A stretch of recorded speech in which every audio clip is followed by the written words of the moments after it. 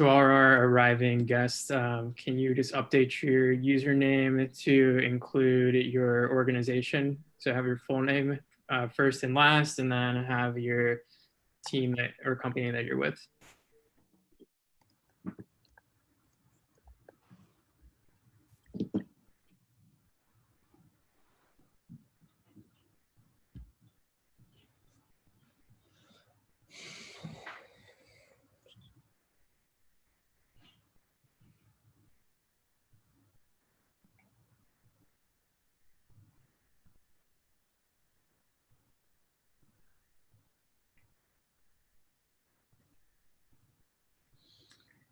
Oh, Jason's not there, but he's unmuted.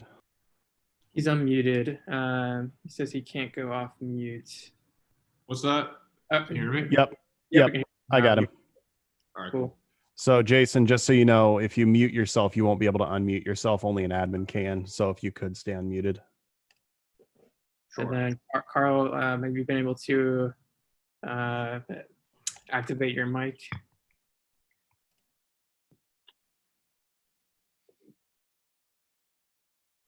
Whitney, I just unmuted you since you're on the panel. Hello. Perfect. Again, don't, same thing goes for you. Don't remute yourself because you won't be able to unmute yourself.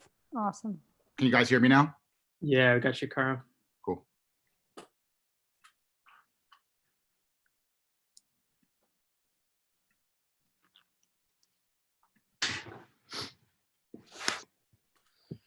Katie is unmuted as well. Thank you. Did my username come up? Did it come up Philadelphia Union on there? I changed it on the web GUI. Let's check real quick. I love all our backgrounds. Still shows up as Carl. It did not. Carl, if you just click on your name in the grid view, just left click on it and you can rename. Yep. Got it. Cool. Good one.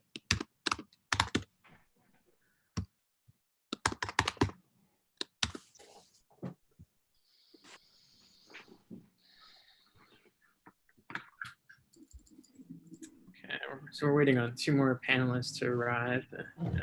We'll still wait a good amount of time to get started.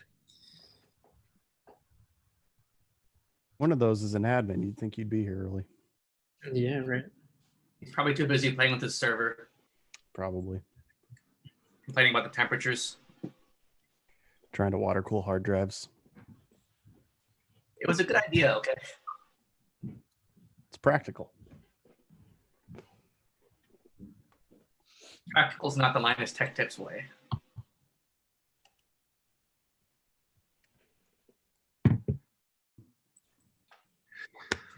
Called it. He was working on the server.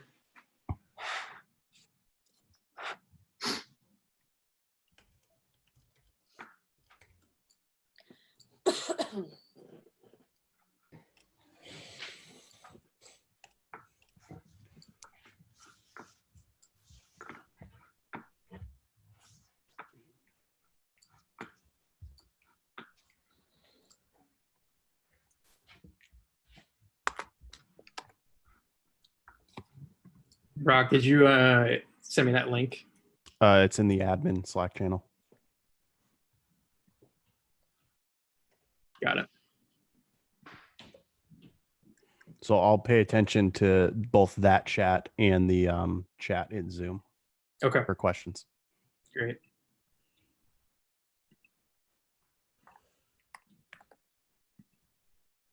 And Brock, you said you can hear me? Yeah, Yes, I can.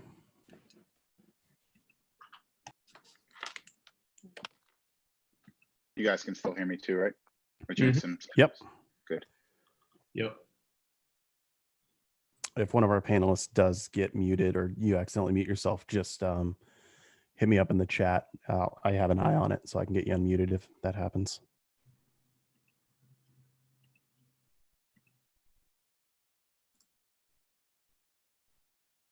You can also message Pat them as well. I can help unmute people.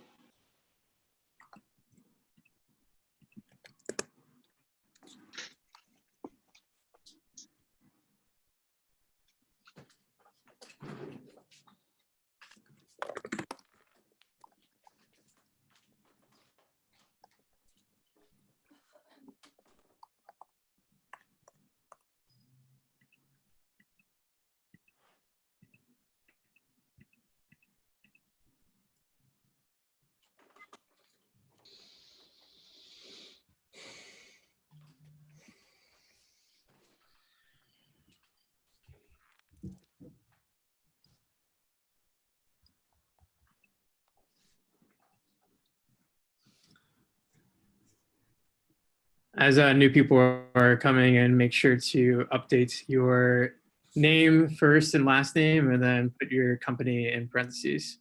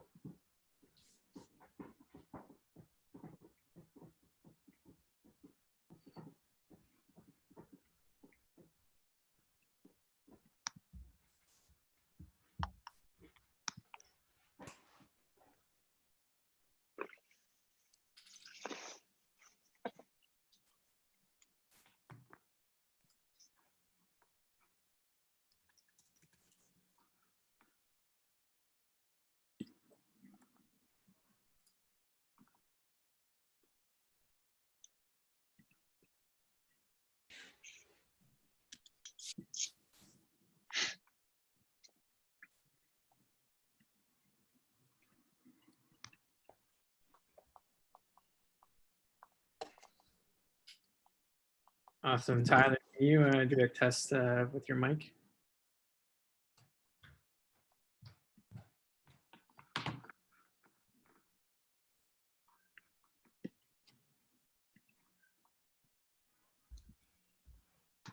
Testing, testing. Gotcha. 1, 2, 3, 4. Do we have any mics on the call? Dude, gotcha.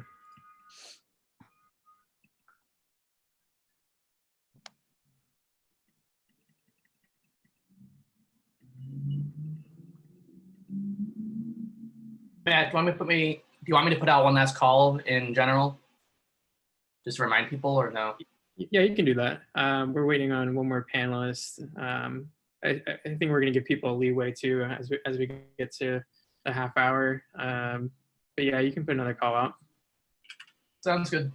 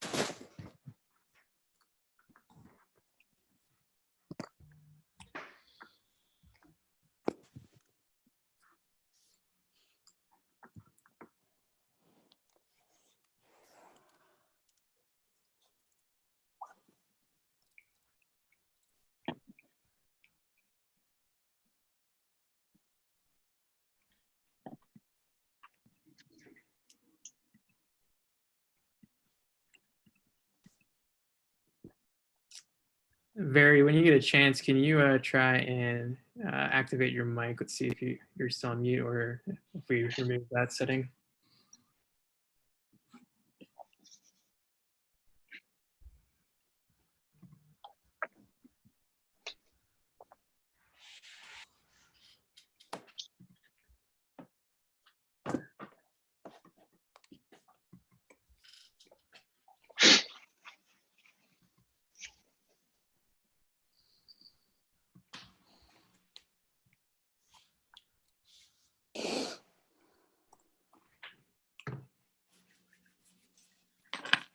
Yeah, Viri, you should be able to talk now. Hey, y'all. What's up? So we're gonna let just some more people filter in, and we'll give them about 5-6 minutes, and then we'll get started.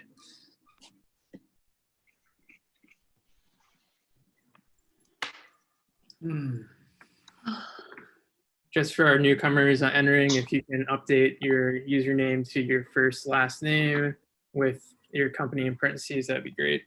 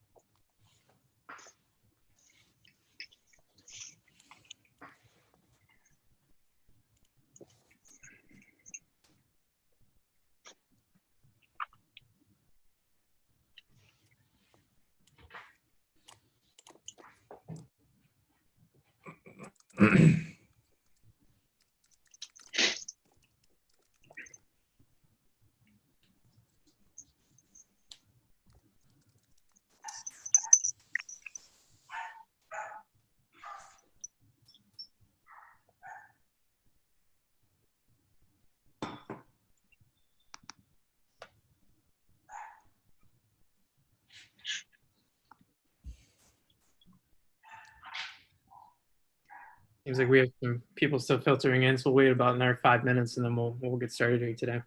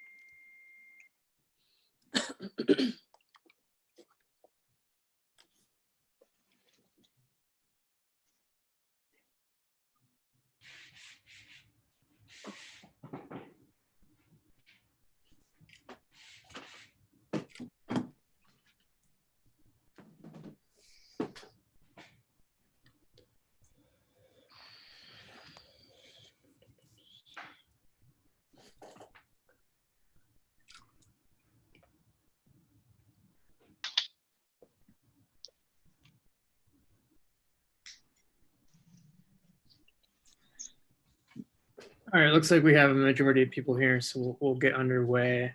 So yeah, just wanted to shout out everyone for making some time to come out tonight. We have a great panel that's very excited to speak with you guys. First and foremost, we're going through some difficult times right now, so it's a very serious situation, and we're all without sports, so it's a kind of a weird time for us. So really hope everyone's safe out there, and really just kind of going through the precautions that you need to go through. So let's just kind of go through who we have in our panel today. And when I say your name, if you can just kind of give an intro about yourself and just kind of tell people what you do, what company you're with, just so everyone kind of has a little rundown of what you do. So we'll start with Sam Lutz. Yeah, I am Sam Lutz. I work for the Kansas City Royals as a content producer. I do mostly video, but do photography too. Good. Sorry about that. No problem. Yeah, that's what I do. Great. We have Katie Morgan. Hi, Katie Morgan here. I am the creative director of video at University of San Francisco, kind of a one-woman show. I have an assistant who's great, but we do everything from live streaming to feature content. I also live produce for NBC for the Olympics. So I'm hoping that Tokyo is still on, but it looks like that may not happen. So. We have Whitney Hallock from the Sharks. Hi. Yeah, I am the brand and creative services manager here at the Sharks in San Jose. Awesome. We have Jason Lavine from the Chargers. Hey, I'm Jason Lavine, director of production from the Chargers. In my role, I oversee all video content production when it comes to the team, from in-game production, what you see on the video boards and you go to a game, to social, digital, broadcast, documentary, everything. So awesome. We have Viri Diaz from the Oklahoma City Thunder.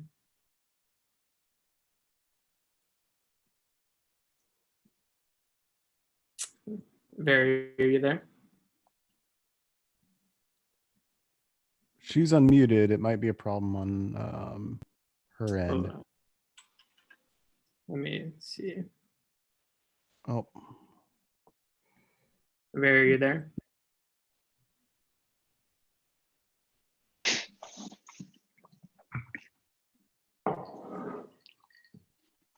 Hold on. Can you hear me now?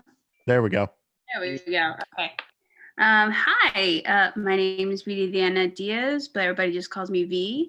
I am a video content creator for the Oklahoma City Thunder. We do everything from broadcast to social to web to documentaries. We do pretty much everything. Just the in-house video production. Yeah, we're just in-house video production for the Thunder. So anything that you guys see usually comes from our end. There's about 5 people in our department right now. Awesome, thanks, B. Carl from the Philadelphia Union. Hi, my name's Carl Mandell, Philadelphia Union. My title is Director of Broadcasting and Video Production for the Union. This is my 11th season with the team. We have a staff of 7 right now, and we oversee all of the broadcast production for the games on television, the video board, and control room in the stadium, production and video assets for our digital commercial inventory, and that's pretty much about it.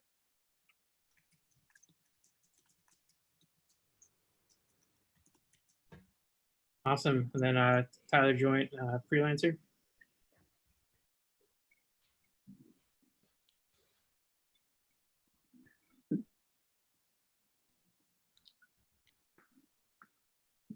Tyler, are you able to hear us? Is that better?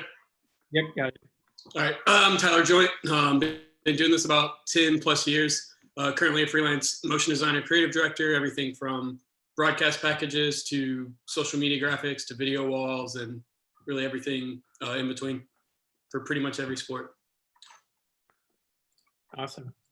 Forgot to do that, but cheers everyone. Let's have a fun hour here. So we're just gonna a quick little icebreaker, just kind of get everything started. So we'll kind of go around the horn, but start with Sam. What's one unique story you've kind of encountered since being in quarantine with the whole coronavirus? I wrote down marble racing and singing Italians. That's been pretty fun. Pretty fun to watch in a not fun situation. Gotcha. We'll go to Whitney. I struggled with this one because I mean it's just story overload right now. I live alone, but I feel like I've been more in touch with friends and family these past 2 weeks than I swear to God the last year combined. So there are some I think good parts of realizing that maybe I should be more in touch with those people throughout the year and taking advantage of meeting up with them, because you realize that when you can't, you miss it, Awesome. Jason? Yeah, I agree with really everything everyone said so far. I think just the decency and humanity of people has been fantastic. I think from everything from what Sam was saying about what people are doing in Italy to really just connecting with your family more and friends. We do, like, in my college friends and I have done every night we've done like a happy hour, which, we would never done if this never happened. So it's just been fascinating to see how this has kind of reconnected people.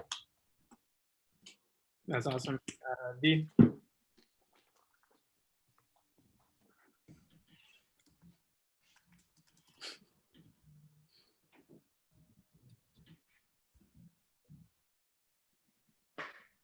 There you go. Okay, thanks. So the craziest thing that I've experienced was actually being in arena when the Jazz and the Thunder game got shut down. So I was just in my edit bay and watching the feeds. I didn't go into the arena at all because they were obviously trying to limit people's access to player tunnels and so on and so forth. But just watching it all on our live feeds in my edit bay, just being like, hold on, wait a minute.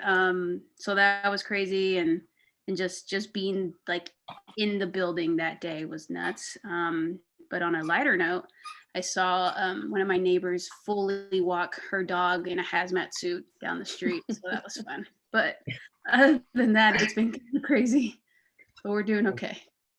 I'm glad you're all right. Let's go to Carl. Actually, I saw it this morning on MLS's website that one of LAFC's fans, he's 34 years old, passed away earlier this week from coronavirus. Really kind of hit home.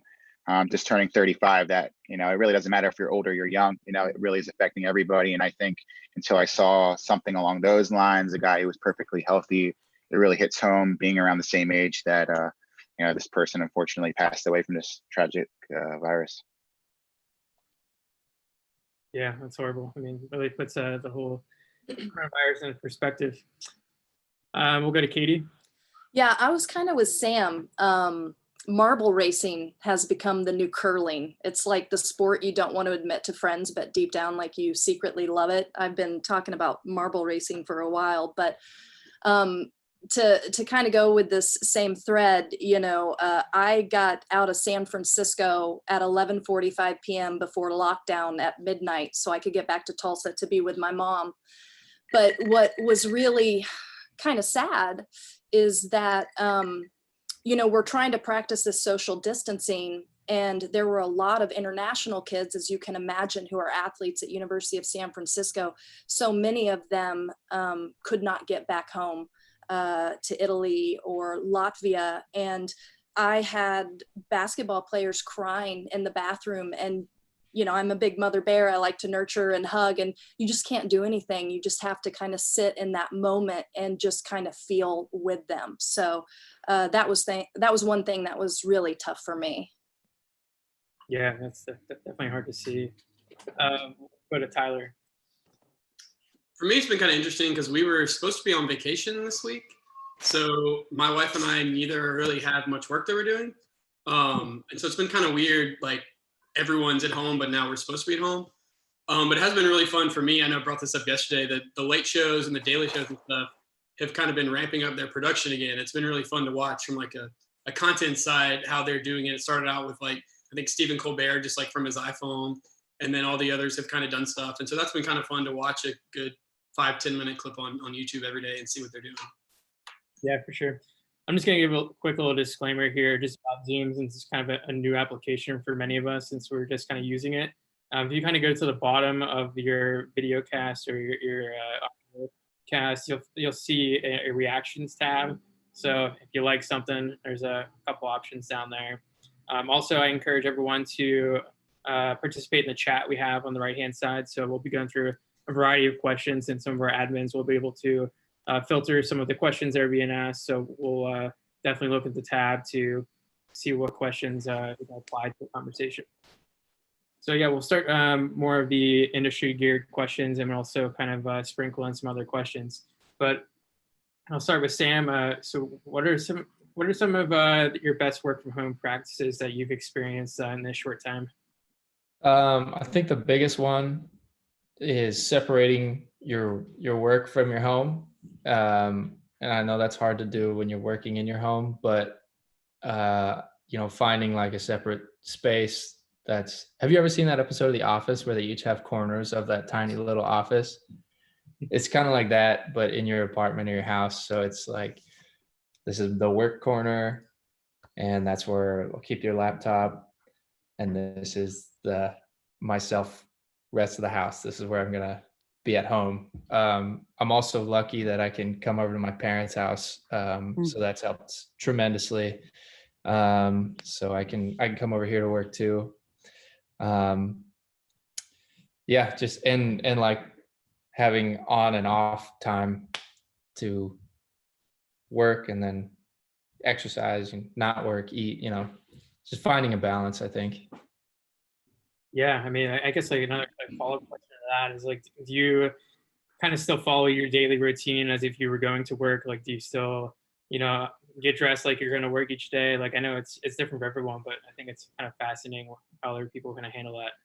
Yeah, I follow it to a sense. Like, I'm not putting on a polo today. I'm not putting on nice pants. I got sweats on right now. But yeah, I still get up and work out. I don't get up at 5:30, but I get up when I wake up and then work out and get the day started and then work, and then whenever I think I'm done, then I'm done.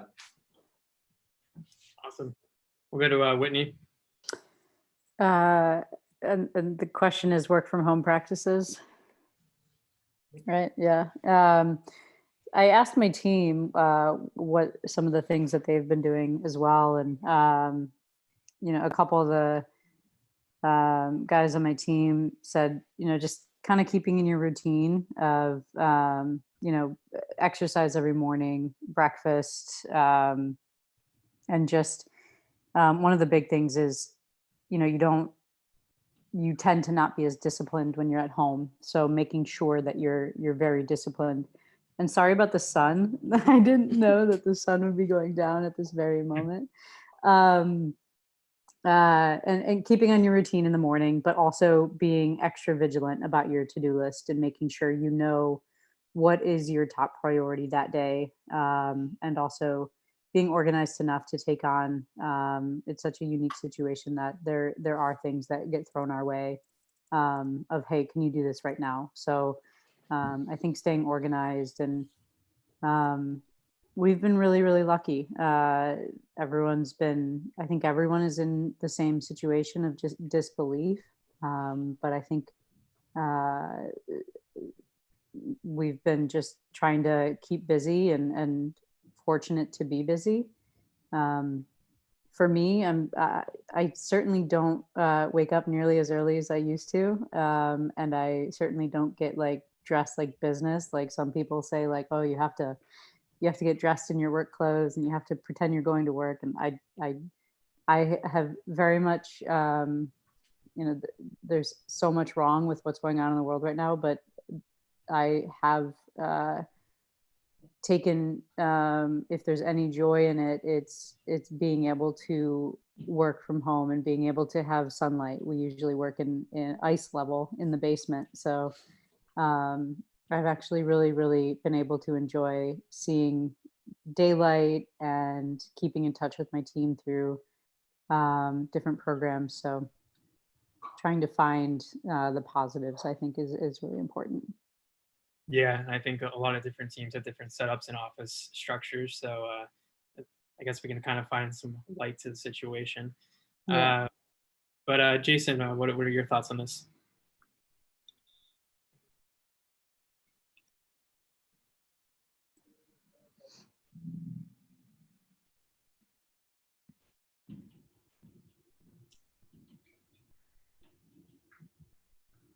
Jason, are you there?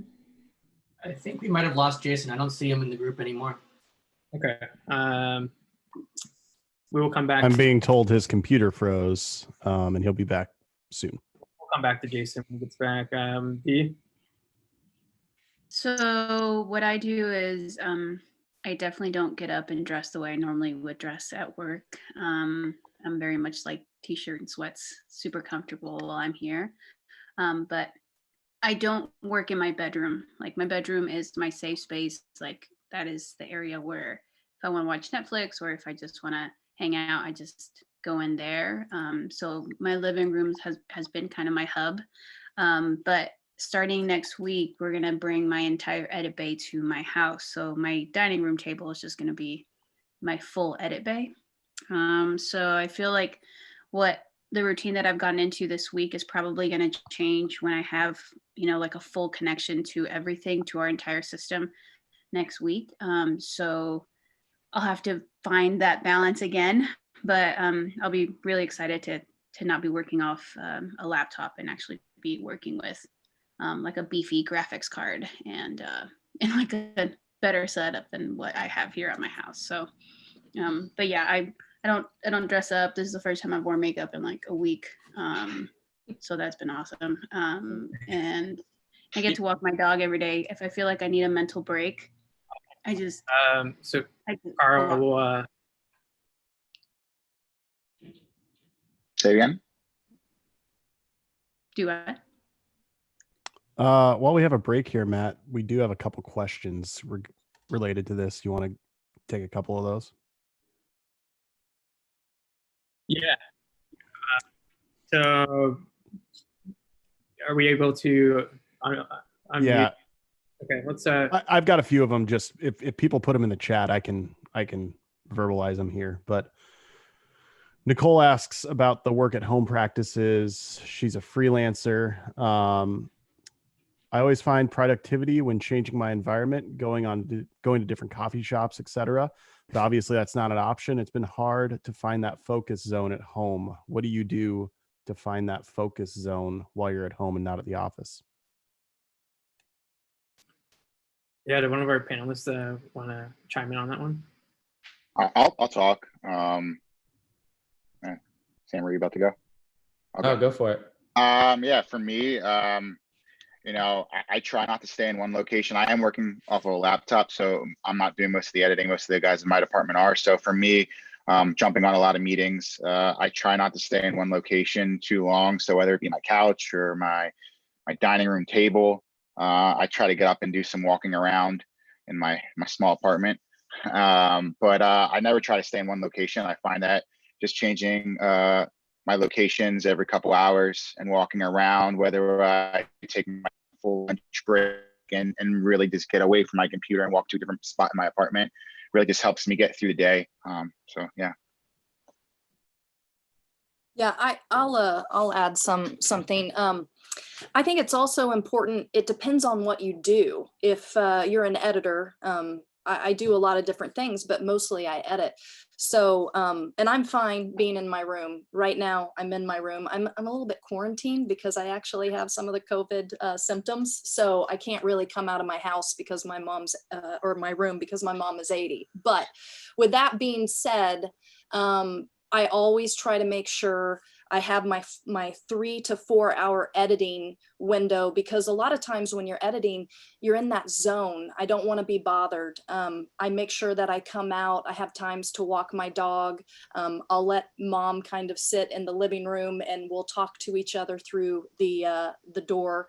But I do think it's important for me. I like to stay in one place and just sit and let it marinate and just kind of get in that zone. Awesome. So, Brock, is there any other questions that I'm missing?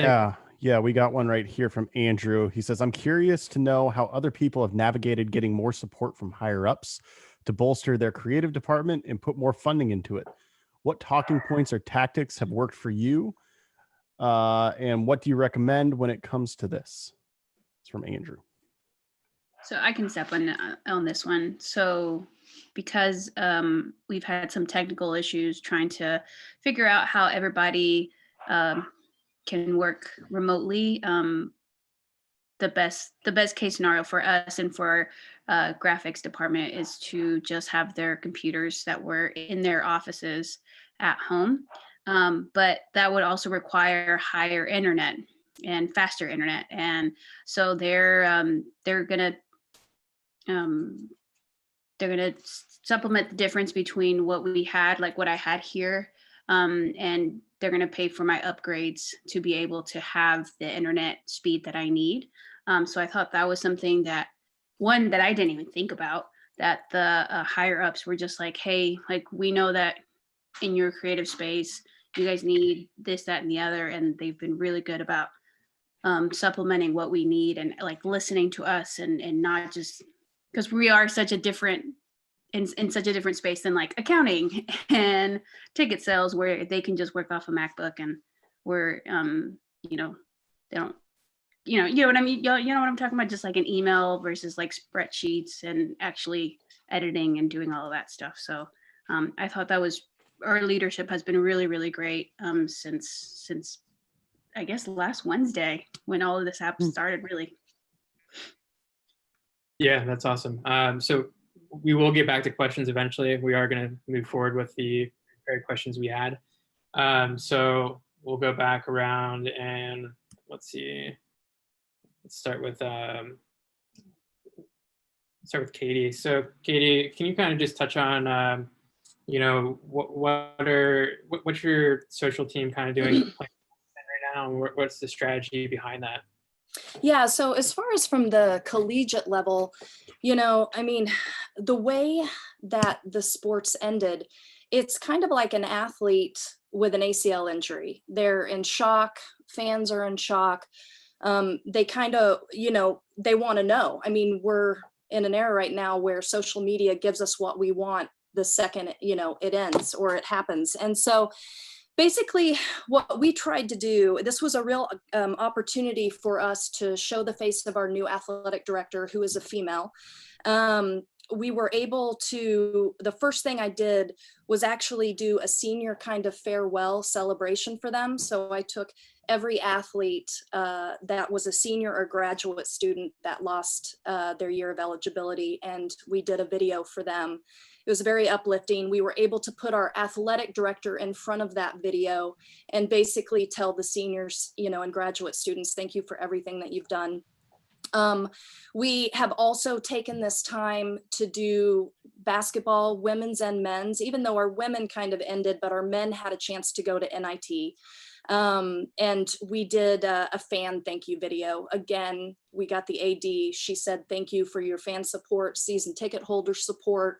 And then we put a recap highlight to it. We're also, before we had lockdown in San Francisco and I left for Tulsa, I knew that I still had some features in the tank, but I hadn't interviewed yet. So I literally got everybody together. I must have done 15 interviews before I left for Tulsa, because I still want to pay homage to the student athletes that I was doing features on. Another thing that we're doing is nostalgia pieces. One of our coaches was 2 wins away from 600 at USF, but he had won 900 overall. So that's an opportunity to actually kind of tell stories of the years that he was great. Like he reminisced about some of his big wins. And then also community features. We did one with a kid who has leukemia that became a Don with the men's basketball. And then we also did a community piece with a women's golfer who works with Best Buddies. And then bloopers. So I think right now, you know, for me, and I'll be quiet after this, I'm very excited to actually sit and go through all the footage, hours, countless hours that I've taken, to where I can sit down and do blooper reels, just go through and put a little comedy into things, and kind of get social media going. That's great. That's good info there, Katie. Whatever to Carl. Yeah, so our digital team, I feel like right now more than ever, they've been responding and they're just craving content right now. So our fans are asking for random things on our social channels, and our digital team's delivering it, whether it be customized wallpapers or backdrops, or they want to see a certain video clip. Whatever they're asking for, we're pretty much giving it to them on the spot as long as we have access to it.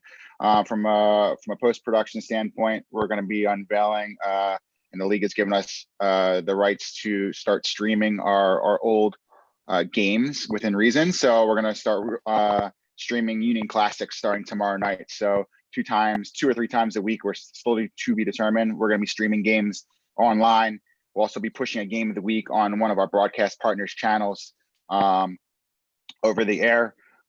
We have a bunch of features that we have to edit from preseason that we're going to be revealing over the next couple of weeks. And it's really a good opportunity for us to kind of take all of our banked content we had over the course of the year and start to release it in doses. Our digital team's also gotten really creative. I know this is a question kind of coming up, but with our sponsorship obligations, getting really creative with how we kind of fulfill those. So for instance, one of our partners is a supermarket partner, and we have to release our starting 11. They present the starting 11 graphic. Well, we don't have a game this week, so our digital team decided to go in the refrigerator and release the starting 11 best food items in the refrigerator, and it kind of fulfilled an obligation. So we're trying to get really wacky with all the different things they were doing. We really find that listening to our fans right now and what their crave is for our team in the sport, try to listen to them, and really they're telling us what they want to see right now, and we're trying to do it for them. Great, appreciate it, Carl. I think we have Jason back. Jason, just test if you can hear us. Yep, can you hear me? Yeah, so the question we're going around right now is how is your social team planning content, and what's the strategy behind it? Yeah, well, I think I'm sure as everyone else said, the strategy's completely changed. Obviously, you have to. But I think when we originally left the office last Thursday, it was a very different tone than I think the world we're living in now. Not from just the sense it's obviously a very serious thing, but I think people want a break from dealing with the seriousness of what's happening. So when we first left the office, our thought was we need to kind of back off for a bit. Even with free agency coming up, we're obviously in a very unique situation in the NFL right now. But what we found is that people want humor, they want levity, they want to get away from it. So we're doing the best we can to do that for them. And we're creating like a quarantine bucket of content that hopefully we can get the sponsors. But we started this week with something called Quarantine Cribs, which is just obviously a player taking their cell phone and showing off what they're doing. We're doing workouts Mondays and Thursdays with our starting running back, Austin Eckler, on YouTube, live streams. And we're starting a cooking show. And we're trying to start a children's reading hour. So things like that we're trying to get into. So yeah, I think to answer your question, you have to change what you're doing in a situation like this. It's unprecedented.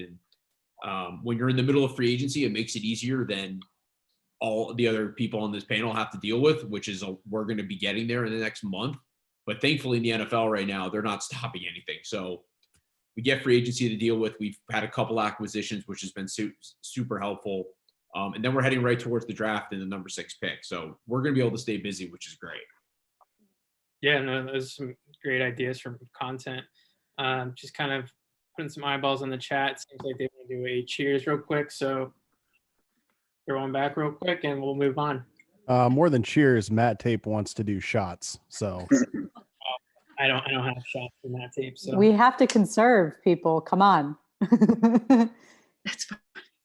I gave up drinking for Lent, so here we are. Oh no. We're fine. We're gonna make it through it. We're fine. we'll finish out this round of questions, then we will take some of the questions from the chat. So let's go to Sam. How's your team kind of planning content for social and strategy behind that? Yeah, we have a Zoom meeting every day. So just like this, but on a much smaller scale. We, we talk to each other about what we think will work, what we'd like to see, what we'd like to get done. We have a ton of asks out to our players to ask them to shoot stuff and get it back to us. It all just kind of depends on where they're at in their lives with what they can and can't do. We were, going into all this craziness, we were ready for opening day to be in a couple days. So it's been a total gear change for us. And, we've had to pivot more to just like, how can we take people's mind off of this horribleness? We just started today this hashtag step up to the sink. So we have we did it with Salvi, our catcher. So you wash your hands and you sing "Take Me Out to the Ball Game" while you're doing it.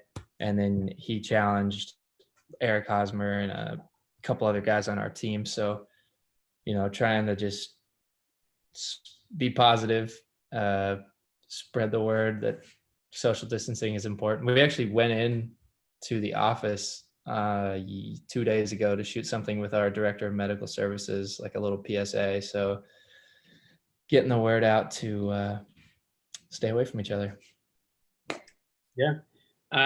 So Whitney, how are you guys kind of attacking it? You guys were gearing up towards the end of your season. What's kind of the narrative from your side? Yeah, definitely the end of our season. And so it's every state is in, and every county is in a different situation. So our offices are completely locked down. We are in a, what do you call it? We're basically supposed to stay inside. So, and the entire state of California now. So we were the first county to do it, I believe. And so it's difficult here. It felt like I just cannot believe that it's only been just over a week.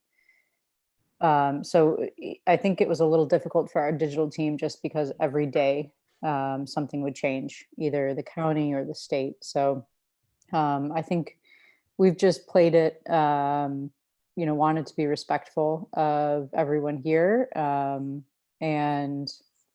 But I think going forward, like everyone's been talking about, is just making sure that we are staying in touch with fans and being very active with responding on a more individual basis with our fans on Twitter and on Instagram and all of the other social networks. And I know that we're setting up Twitch and just making sure that we know our role and know that we are really important to fans, that we're one of those outlets that our job is to provide some joy and excitement to people out there. So, but doing that in a respectful way this first kind of tough week. But there's definitely a lot of plans and exciting things to come, hopefully, in the next couple weeks. Everyone's been throwing around ideas, and just yesterday, I know the 49ers and a bunch of other teams are doing it as well, but we donated a significant amount of money. I want to say $300,000 to, I believe it was a food bank. This is my second happy hour, so I apologize that I'm not getting the absolute accurate information, but making sure that we're, some of the content that we're pushing out is very meaningful and giving back to our community, knowing that everyone is going through a really tough time right now. Yeah, no, I think that's some great notes you said there. I mean, a lot of different leagues are kind of putting their best foot forward and really reaching out to the community. So it's really great to see that from a team perspective, but also just, from different companies, really just reaching out to the community. I think that really means a lot. Absolutely. I'll hand it out to Brock. Let's just take some questions from the chat. Yeah, we got a lot of good questions. Sorry if I don't get to everybody's. First of all, Lyle asked Carl what software they use to stream games. Carl answered in the chat. It's Boxcast. If anybody wants to know what they're using to restream games, it's Boxcast. Daniel Adams asks, and I'm assuming it's a Daniel Adams. I used to work with the Chiefs, so hi, Daniel. How do you get other people in the organization to give you feedback in a timely manner?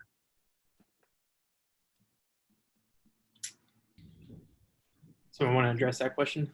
Are we talking within the department, like within your own company? I think Daniel's addressing in a remote environment when we're looking for feedback. Probably particularly, Tyler, this might be good for you from a freelance standpoint. How are you getting feedback from, say, remote clients that you might not necessarily be on the phone with them every single day? Yeah, so like I said, I'm on vacation right now. But in general, I try to set a time. So you say, hey, here's this stuff. Let's set up a Zoom or set up a call, at 3 p.m. in 2 days. And then they'll say, hey, we need more time to look at the PDF or whatever. Let's do it Friday. And it's really a lot about trying to set specific times and not saying like, hey, can you look at this and get back to me when you can? Because I think a lot of people, now that we're all working remote, it's hard to understand everyone's schedule. And, if I'm sending it off to, another client and I say, hey, let me know about this, they may expect me to get it next week and I may need to get it tomorrow. So I think it's a lot about managing expectations, managing time in very specific things, not just say like, hey, let me know this week, but say, hey, let's sit down and have a call or chat, like I said, Thursday at 3 or something. So a lot of it is managing expectations and trying to set firm deadlines.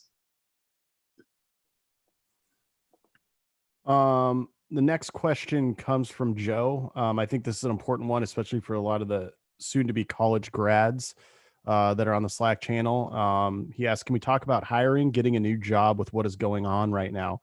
Can the panelists talk about their perspective right now and what the hiring process looks like? So for us, we had a sorry, oh my bad. We had a opening for another just communication job, and I think they did the first round of interviews, and then after everything really started to get going and start to cancel, I think they've kind of just talked to them on a hey, we don't really know what's happening right now, but we'll keep you in the loop. So I think everybody's kind of in limbo as far as the hiring process goes on from what I've heard. But I say keep applying, just and keep it keep emailing. People are on their email. So just, hey, keep your name and your resume tape current and see if there's anything else.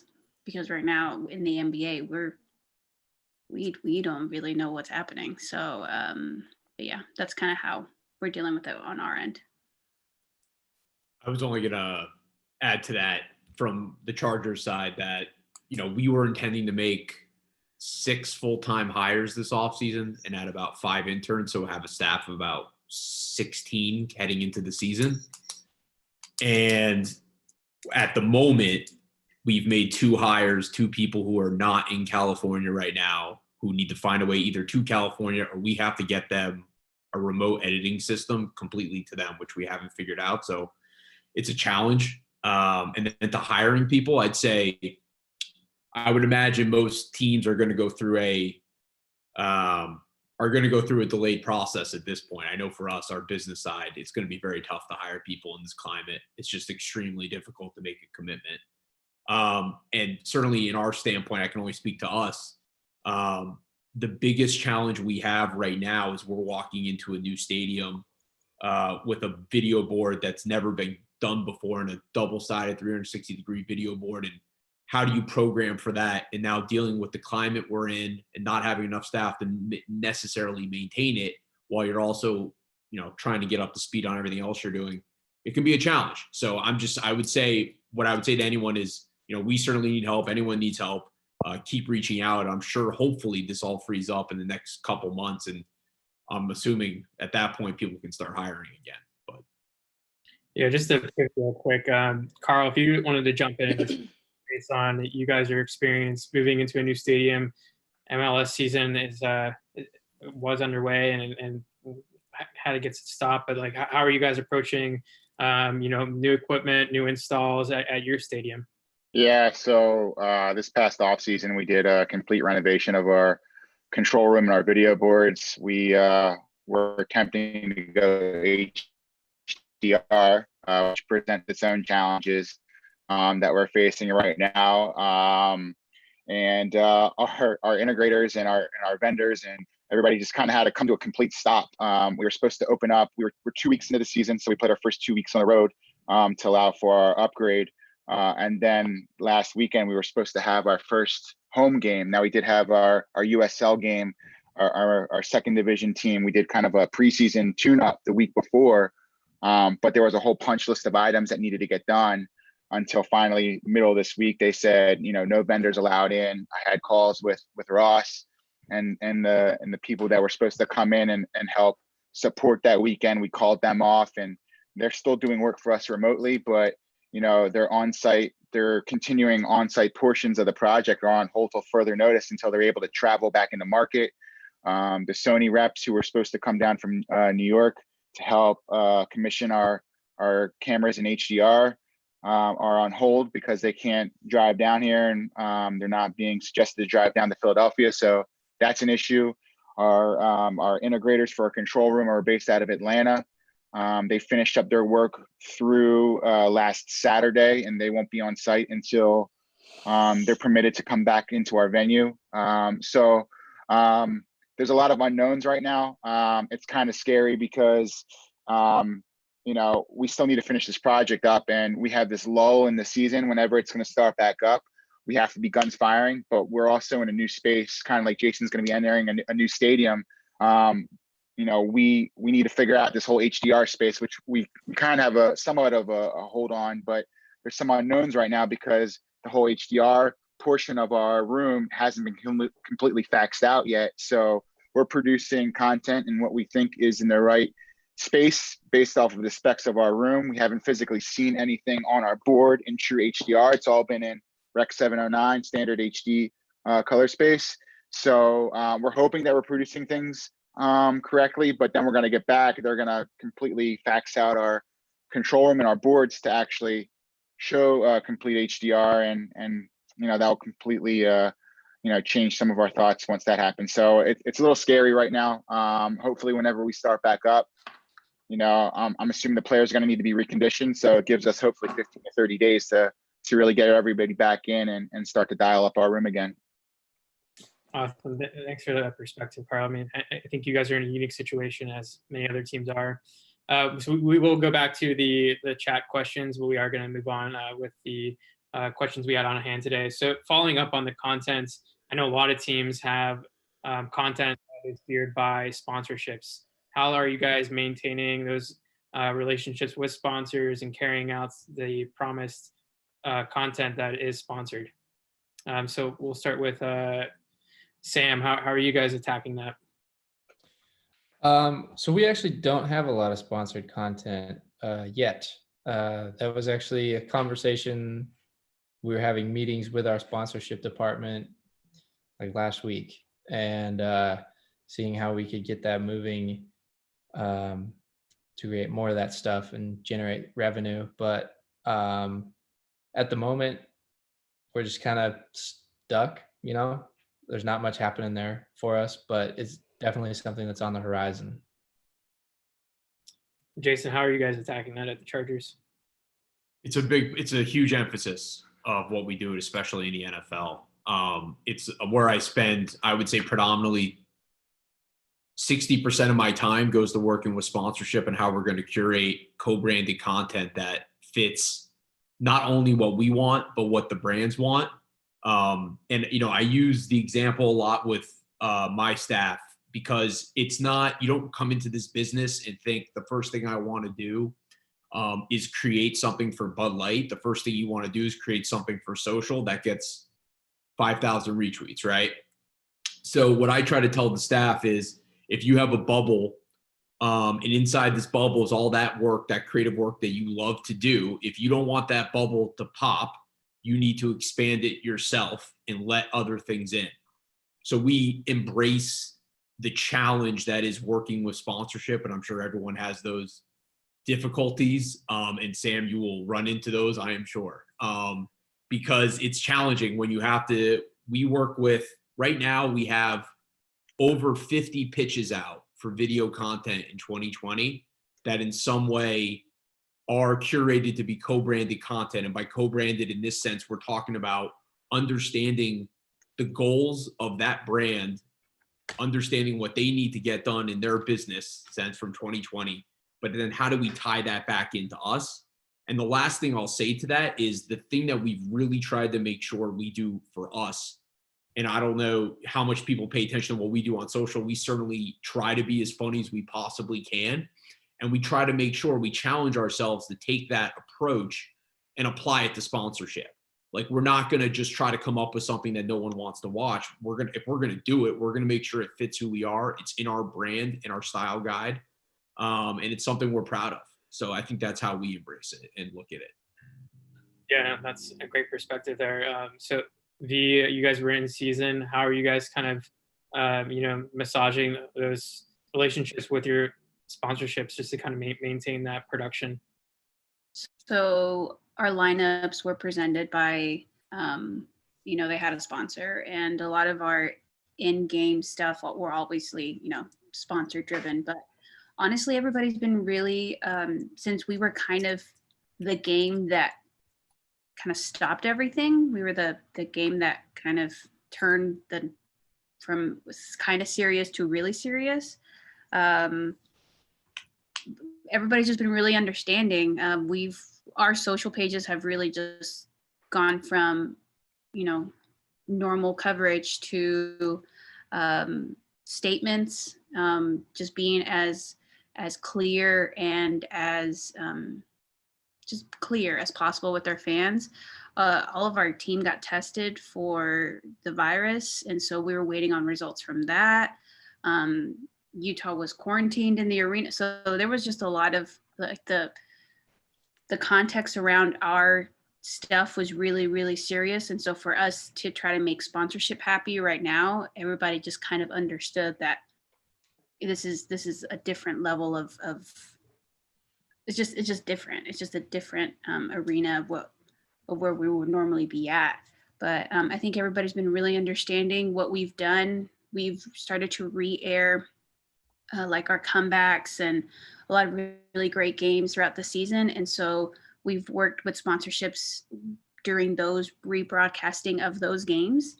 And so they've been really understanding, thankfully, but really it's just taken some massaging of those relationships between them and us, and them understanding the severity of what we're going through. So awesome. But yeah. Oh, thanks, V.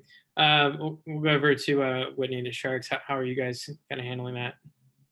Yeah, I have nothing's come my way of anything that's changed. Obviously, game day sponsored content. I know our partnership team is obviously very much in touch with all of their partners, but I can't answer this question because nothing's really come my way. I haven't heard of anything. The only thing I've heard is reiterating what was just said, is that I think everyone's in this at the same time, and everyone's been pretty understanding.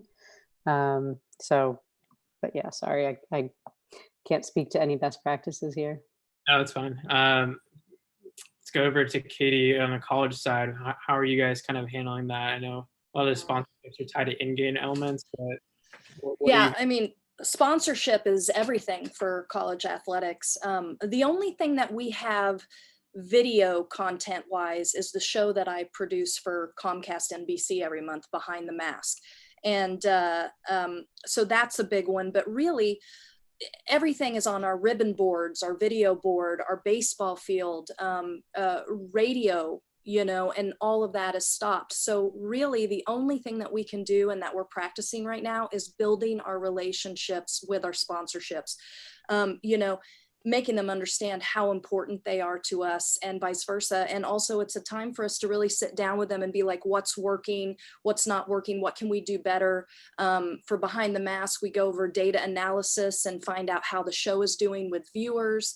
I mean, really that's all you can do, and just reassure them how important they are to you and how as soon as this clears up, you know, we're going 100%.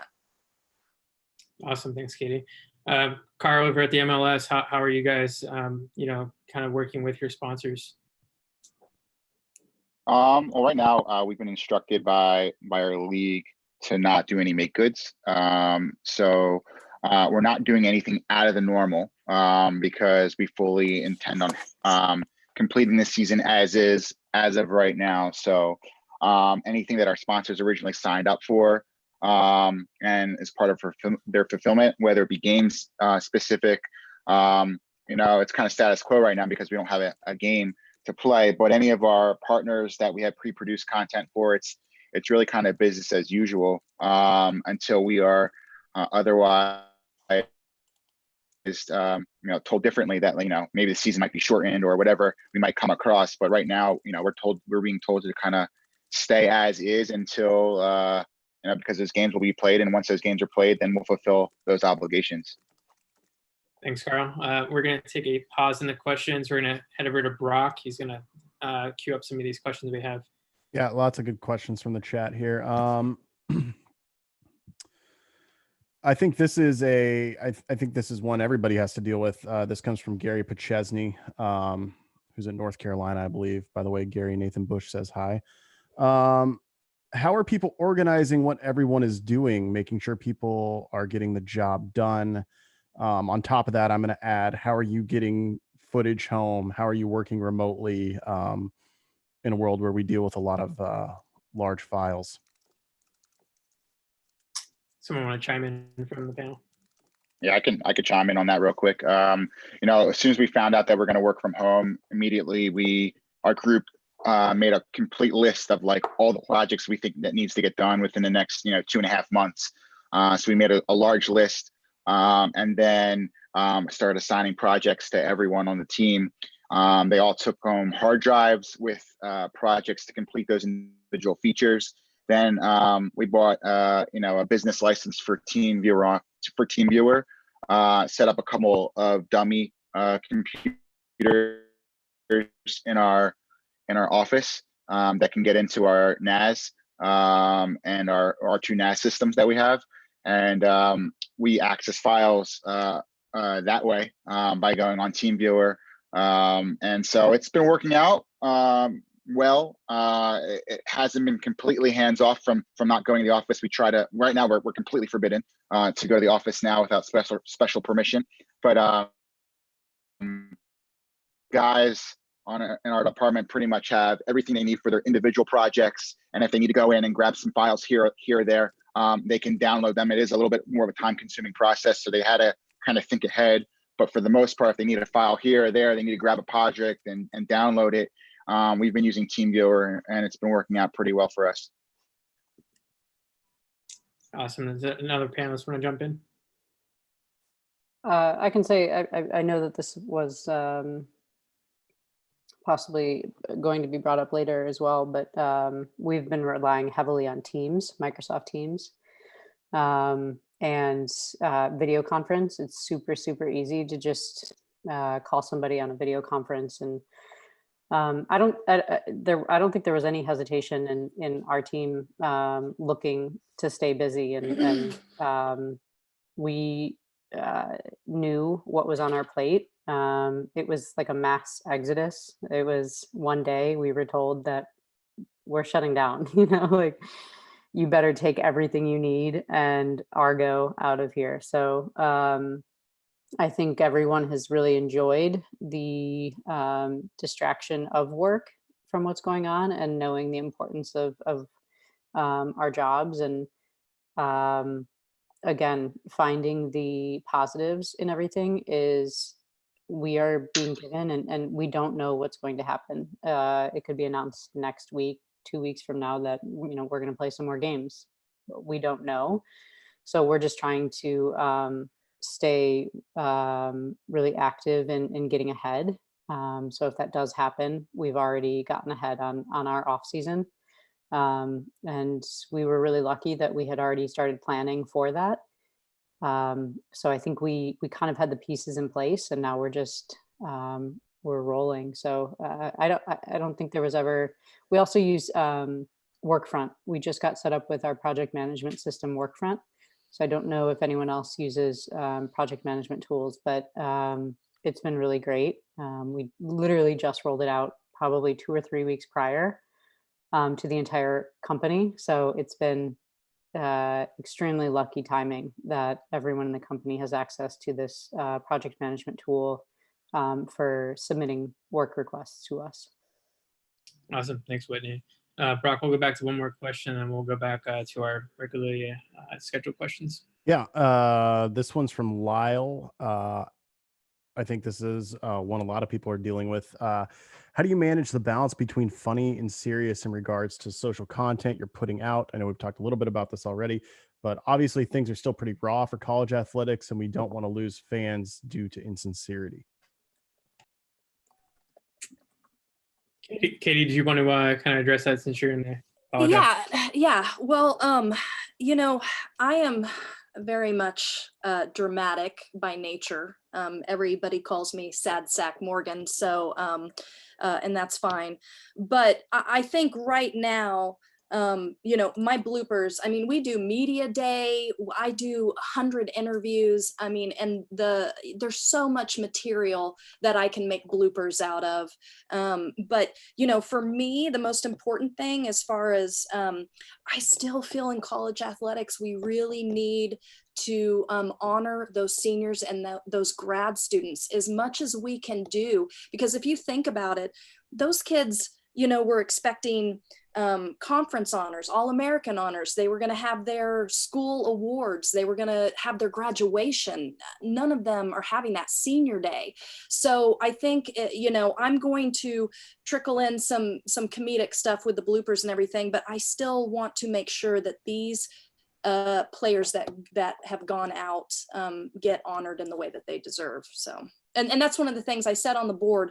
iPhones, so important right now, but you have to tell your students. One of the things I just sent out a message to a bunch of the student athletes, over 40 of them. And I said, look, use your phone horizontally.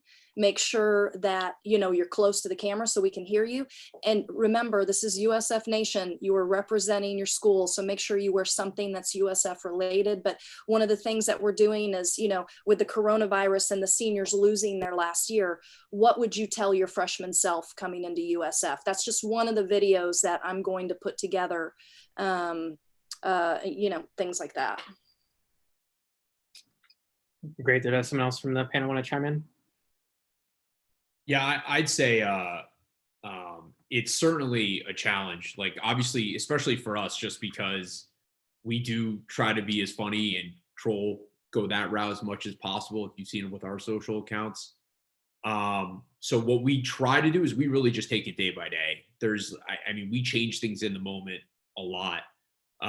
As we were heading, thankfully, I'd say for the most part right now, the way we look at it is we look at the news every day and we look at the clips that people send around. And if it feels like a day that we can get away with being a little more funny, we'll do it.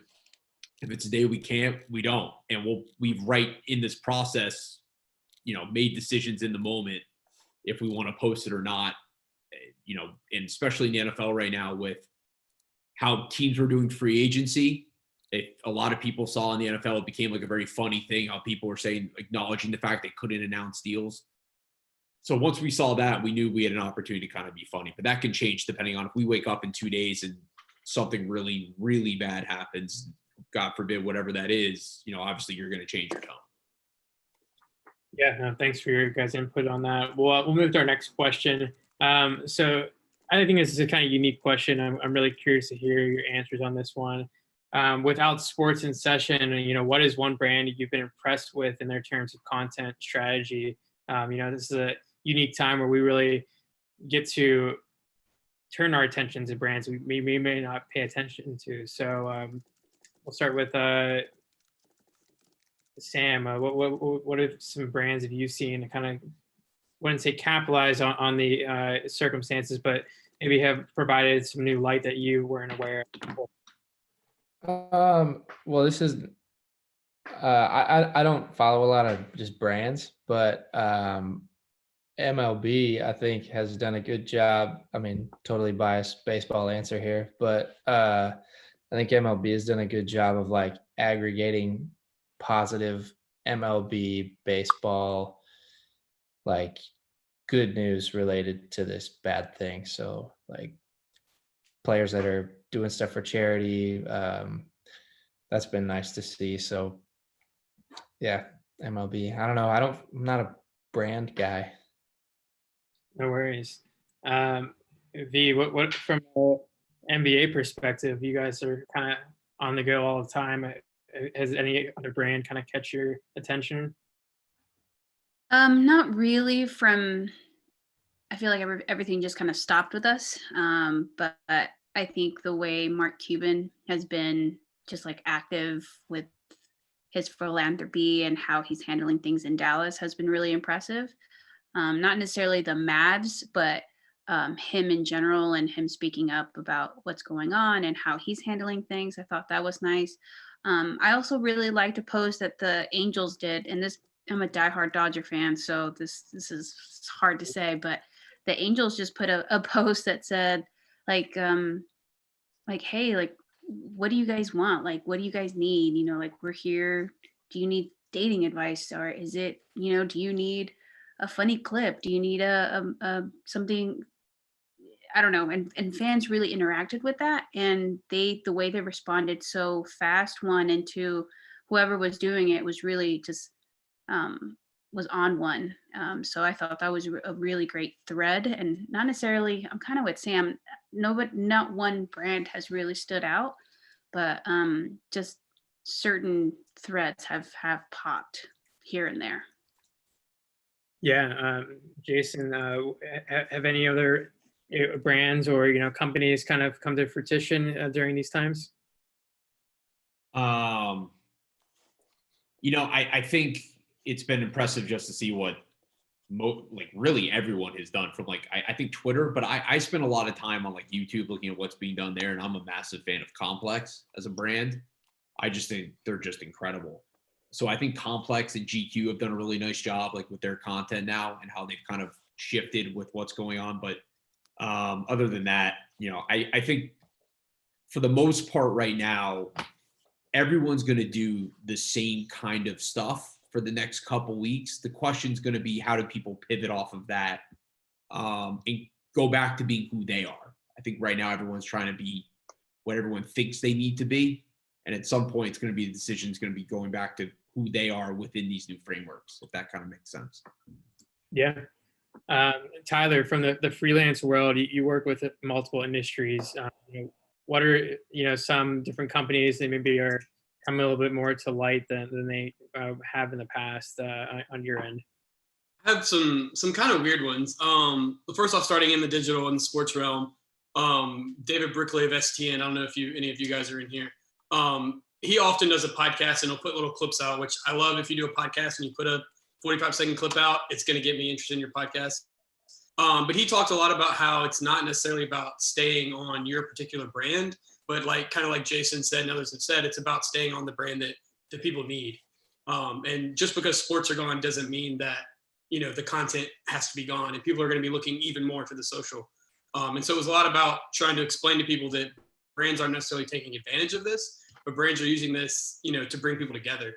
And then for me, this is super dad mode, but as a work from home dad, sometimes when my kid is in daycare, the Busy Toddlers account on Instagram is A+. If there's any parents out there, she is awesome. And I think I showed you guys a little thing I made with toilet paper rolls. You put them on the wall, like a little Rube Goldberg, and drop little pom-poms down. And so she's killing it. If any of you guys have kids and need to, figure out what to do for 10 hours a day. Yeah, going on that, shout out to all the parents out there who have to turn into makeshift teachers, because respect to the teachers out there, because we got another profession in our hands if you have a kid at home. So shout out to them.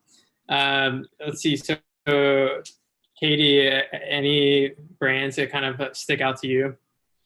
Well, okay, I know this is a little crazy, but I am just always enamored with Ellen DeGeneres. I mean, the brand itself, I love that she brings her show to her Instagram. She's, still funny, she's informative, and she's bringing her fans, she's more reliant on her fans now to bring her content. And that's what I really like about her. She's so relevant. And I mean, it's why she has billions and billions of followers. Awesome. Carl, anything stick out to you? Yeah. Two, one, AMC the which is giving people the ability to rent the movies that are in the theaters at home. I haven't totally followed up on how that's done, but I got a push notification saying that you can do that today. So I thought that was a really cool thing to keep engaged during a time when their business, people can't go to their business. So creative way for them to keep themselves going. And then honestly, I've been looking at what my PA announcer has been doing, because he's been putting out a series of just like funny videos that are engaging our fans like no other. And, he's a teacher by day, and at night he's our PA announcer. And he's just been kind of keeping a lot of humor with his everyday life that people don't normally get to see behind the scenes. And he's just really shedding some good positive light during a tough time. So I'm impressed with what he's doing on his own, and honestly the quality of video that he's producing on his own. Awesome. Whitney, anything sticking out to you? Yeah. Let's see, Disney releasing Frozen 2 early. I thought that was amazing. My nephew had a countdown calendar at home of when Disney Plus was going to release Frozen 2. So then when he found out that it was going to be a couple days early, he freaked out. So I think that's great. Then you look at brands like that just organically do the right thing. I swear to God, all the time is a brand like Trader Joe's is, I don't follow them. I haven't seen any tweets from them, but what I've seen is people tweeting about how grateful they were that Trader Joe's is limiting the amount of people in the store so that people aren't on top of each other.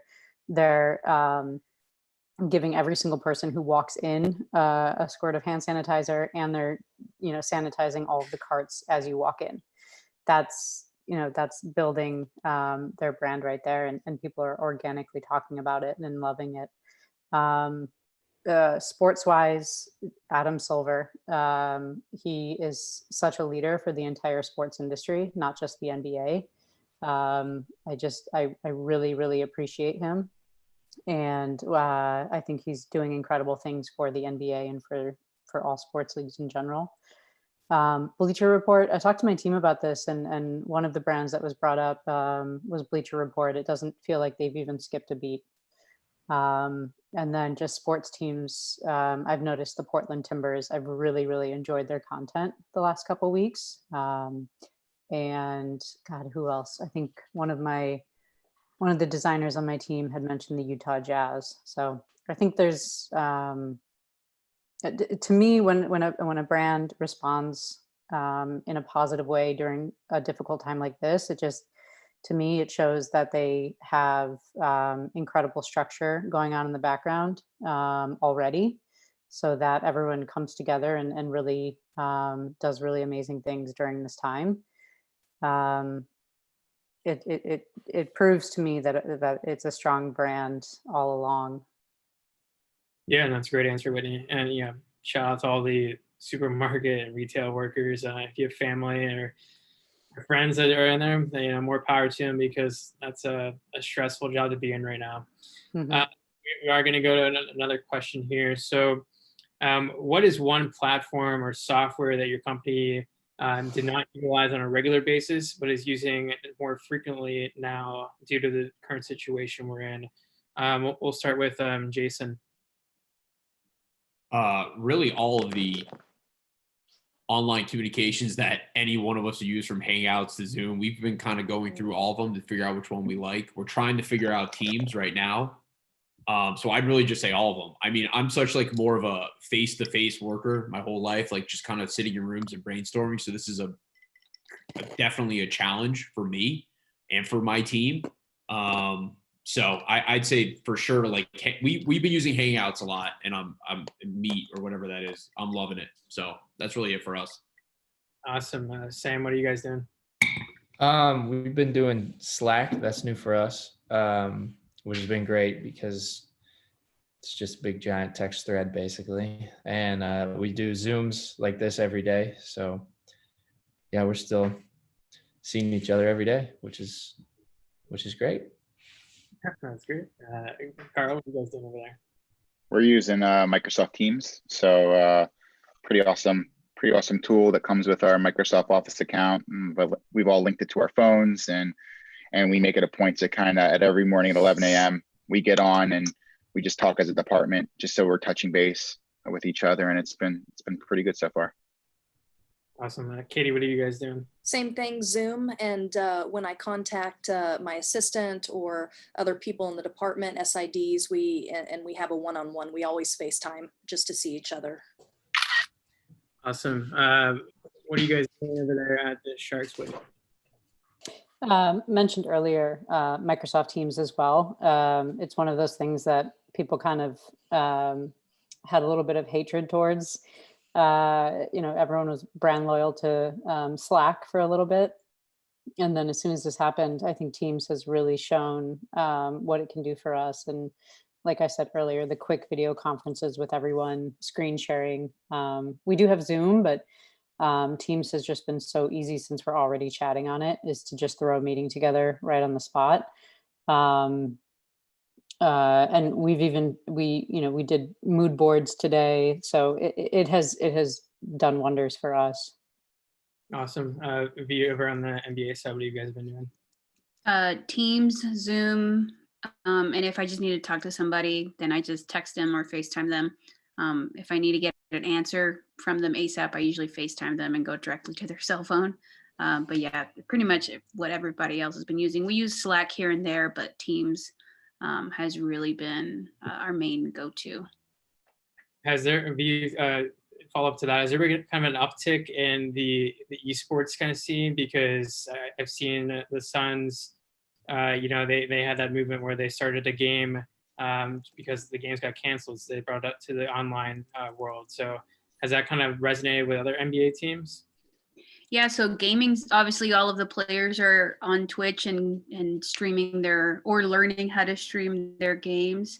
Our director has really wanted to go that route for a while and really focus on Twitch and really kind of create content for that. And I think this is we have a bunch of asks out to the players to see if they would like to share that and shoot their own stuff on there. Everybody has a great iPhone, so why not share it?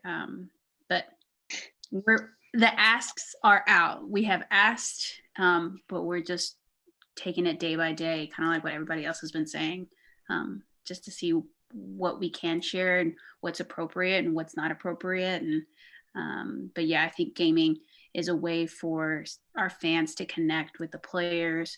And it feels a little bit more personal because they're in their own space, they're in their own houses, and it's just more one-on-one, I think. Yeah. Katie, what's going on over there at USF? Not a lot. What was the question again? Because I was reading. I'm getting stuck into reading these tweets. Oh, you're all good. Software have you not initially been utilizing prior to this whole coronavirus outbreak? But yeah. So you're talking about like Zoom and then the FaceTime? Correct. Yes. Yeah. So I just wanted to add just one more thing. Talking about the brand's home court. I don't know if anybody has that app. It's the basketball app that is amazing. But one of the things that I wanted to put out there, which is kind of ridiculous, but it's worth a try for college athletic programs that are looking to put footage out there. the reason why I bring up home court is because, you know, they're doing a really good job of showing people how they can be physical and still practice on their skills within their house.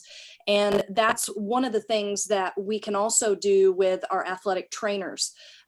If your athletic trainer is by the gym or the school, they can actually do, hey, here's a daily routine for all you athletes. I mean, it doesn't have to really go out on social, but it is a way to, you know, keep your athletes in the loop. And, you know, again, maybe they can share what they're doing. You know, I don't know. It's just an idea. Awesome. Let's see. We want to go to Rock real quick. Do we have any other questions we want to address? We are getting quite into this chat, so I want to make sure we're hearing everything. Yeah, a couple questions here. Michael asked, has your content strategy changed in terms of the place you are putting more content? He says they've worked with teams that mentioned putting more emphasis on IGTV content at this time, for example, longer form versus stories. For us, we've been doing Twitter a lot just because that's, I think, how a lot of people are receiving information now. And this is like, I think, a time in the world where people are refreshing their Twitter feeds often. So we've been doing that a lot. And then we actually just like launched our YouTube channel. So we've been doing stuff on YouTube, which we had been planning to do for a long time. And then all this happened and we were like, when should we launch it? And we just decided we'll just stick with the original launch date. Awesome. Any other panelists have a response? Just for us, IGTV on Insta is huge. We did some data and analysis and found that most of our young alumni and our athletes are big on Insta. And we really want to brand with our students, collegiate athletes, young alumni, and whenever we can put a feature story or a content that goes over a minute, that's huge for us, for those viewers. So I'll jump in, but this isn't really necessarily a where we're putting stuff, but I'm translating a lot of stuff into Spanish and subtitling it. I've always wanted to be able to put more stuff in Spanish and really build our bilingual social pages. And I have the time to do it now. So I'm translating a lot of our big time features, longer features on our Spanish social pages. So we're really trying to build those. And the leadership really was like, hey, this is a time for you guys to do projects that you guys have been wanting to do, but just haven't had the time to do them. So I've always wanted to build that up. So I'm going to subtitle a lot, and that's kind of been my my biggest assignment since Wednesday. That's awesome. I will kind of jump in here. One question I had is, we're going into such a trend on the digital age, you know, with the whole coronavirus. It's forcing us to go more digital. Do you think once we get back to normalcy, we will kind of stick with some of the trends that we're in now? I mean, this can just be a short answer from all the panelists. I'm just kind of curious what your thoughts are. Which trends in particular? Like which part are you? You know, just kind of bringing everything more to, I don't know, more, I guess, on like the Zoom or like internally and externally. So like, how are we approaching it now, and how are some of these practices going to overlap once we get back to our normal routines? I look at it from two ways. I guess like internally as a team, I don't know what anyone else on the panel would say, but for me specifically, what this process has done is shown our warts from a communication standpoint where we need to improve.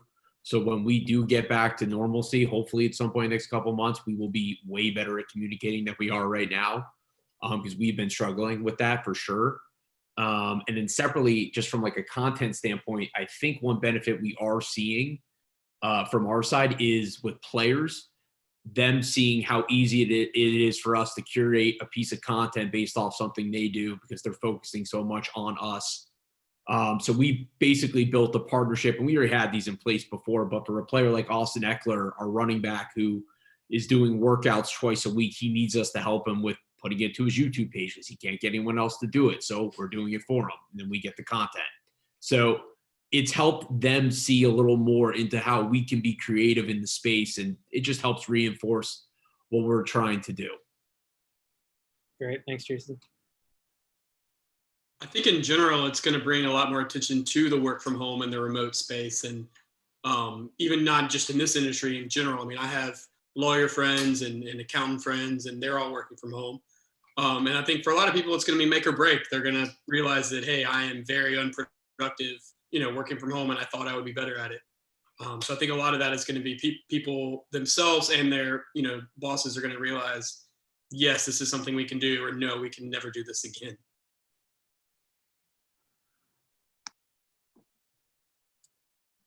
Any other panelists want to jump in on that?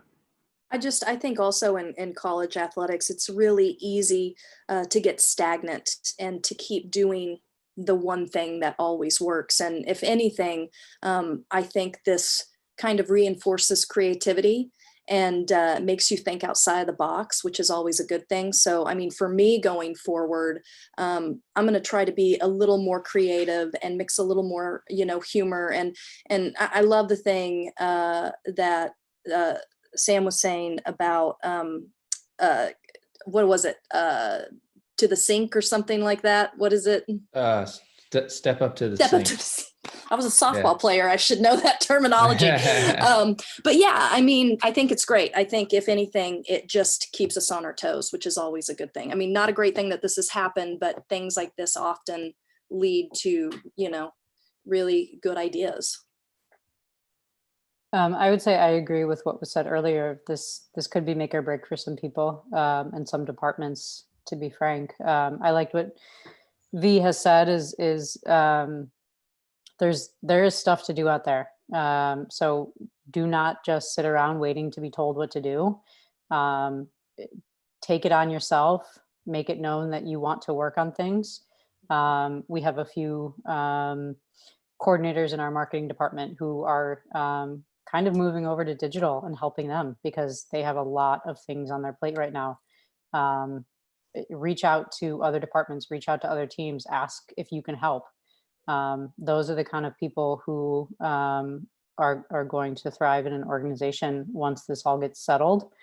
And those are the kind of people that, once this is all over with, it's going to be known of who was really working hard during this time. Those are great points. Brock, do we have any other last questions to kind of wrap things up? No, I think we're good. Okay. Well, I just wanted to thank all of our panelists for taking some time out tonight to speak with everyone. I think it's important that we all work together and share our ideas as we kind of go through this, uncharted territory. So I appreciate definitely all of your time. The good news is we're going to do this every Friday night. We're already booked for the next 2 to 3 weeks. So I'm really excited to keep this going because I thought tonight was a great turnout and a lot of great information that was really put back and forth here. So we definitely want to hear your feedback. So if you have any feedback, feel free to post it in the Slack channel, or you can DM me on Twitter, whatever you guys want to do. We'd love to hear how we can improve and just help more people out because at the end of the day, what we want to do is just kind of help you guys out and, really just make sure everyone's staying safe out there, but also, putting their best foot forward within their own company. So definitely appreciate all your time. Thank you, Matt. And you. Matt mentioned all of us on Twitter. So please do not hesitate to reach out, stay in touch with people, reach out, ask questions. Don't just let it end here. Yeah, awesome. We'll leave the chat open for just a little bit, just in case anyone has any other questions they want to ask, or if they just need someone's contact info, we'll just leave it open just for a little bit more. But like I said, we're going to be doing this every Friday night. Have an amazing panel assembled for the next 2 weeks. So definitely keep on the lookout for the info to come out because you're not going to want to miss out the next 2 weeks. It's definitely going to be educational. It's going to be a fun time. Yeah, and Matt, thanks for being innovative and doing something really cool. This is awesome. Kudos to you. I appreciate it. Just trying to help everyone pass the time out because I know we have to pass the time. Thanks, Matt. This was a very exciting Friday night. Thank you. Thanks, Matt. Thanks, Matt. Now go watch Frozen 2. Hey, how do- wait, time out before everybody goes. Like, quick fire. Netflix. Netflix? Hulu or Yes, something. Netflix. I just finished Ozark. Watch it. Just watch it. It's amazing. Go. Someone. Vic, Working 30 moms. for Working 30. moms. Those ones is great. Oh, it's awesome. I think I missed yours, Carlos. What'd you say? Breaking Bad. Classic. Wait, is Witcher good? Uh, Witcher was pretty good. Also, the All-American season 2 came out last night. If you're a sports fan, football fan, that's a good one. So Mhm. recommend that one. But Last Kingdom is great. Portlandia. Oh yeah. Yeah. Jason, Star I would Wars. also like to say that throughout this entire thing, I thought you had an incredible mullet, and it's just behind you. I don't know what it Are you is. serious? Yes. You think I I have was a like, mullet? that guy has the most incredible, Oh. amazing mullet. Because every time I look at you, Are it you would- for real? Oh, yes. What is that behind you? Oh, it's the chair. Oh, wait, The what chair. is this? What is this? Does anybody want to drink a Magnum with me? Oh my god. I'm just kidding. I'm on You my think way I up. just show up to work with a mullet? I From thought the it was mullet. incredible. it's scary. You can't get haircuts, you know. I mean, it's unbelievable. A mullet. Because you had like this going on, and then you had this. It was Yeah. amazing. It was amazing. It's true. It's true. There's Sam, The barbers are closed. oh yeah, that's right. Sam, Unbelievable. any news on Kyle Zimmer? How's he doing? Oh, he's good. Yeah, San Francisco guy. That's Yeah, right. Yeah, he's good. I know he has another option, so I don't know if well, I mean, that's good because he'll stay with the team rather Yeah. than maybe getting cut, but he'll pitch for us at some point. Well, he better do something He's for a you. good guy, He too. missed his Hall of Fame so he could do spring training. What's up with that? You can't even let him Dedicated. off for like 2 Dedicated. hours. Awesome. I'll let you know. Thanks. Thank you again, Matt. Yeah, Yeah, no worries. thanks, Matt. Yep. Sure. Next time we'll encourage to bring pets because I feel like that people are see pets. So if you have pets, Colfax just walked out of here. Where'd he go? I have a miniature. Oh, come here. Oh, he doesn't want him. Yeah, I have a miniature Dotson named Sandy Koufax. He's Oh, go Dodgers. You know what I mean? All right, y'all. Thank y'all. Thanks so much. Thanks, everybody. Thanks, everybody. You guys. Thank you.